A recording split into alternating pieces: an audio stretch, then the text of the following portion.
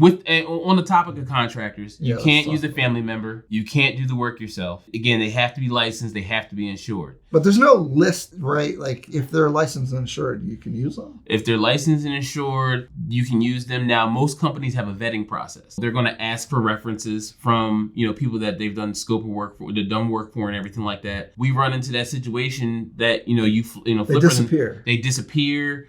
And the other big thing is, they don't just get all the money up front. They get a portion of that money on a limited. They get up to 50% of the full renovation amount up front. And then after the work is completed, they get the rest of their money. Or on the full, does the HUD consultant release the money over time? There's different draw schedules. Yep, on the full, the HUD consultant there's a draw schedule. So that'll look like this, where like the roof and the windows are on one draw schedule, so there's a number associated with it, and then the contractor, after they pay and get everything done, they get reimbursed for that stuff. Absolutely. Now, the only thing that they can get paid for up front on a full is anything that is special order. So if you're custom ordering windows, if you're custom ordering cabinets, and you have invoices for those, then they can get paid for those special order items up front. And this is something that you guys need to understand about contractors, okay? The cheap guys are usually not good with paperwork. They're not good with meeting deadlines. They're also not good with, so we'll call it cash flow management. Those guys generally aren't going to be the best, although they'll be more affordable. I think you run into problems. I think you need to use a bigger, more professional company. A lot of contractors, sometimes they mess the money up and don't have enough money to get to the end of the deal, so they don't like to see these draw schedules because they run out of money.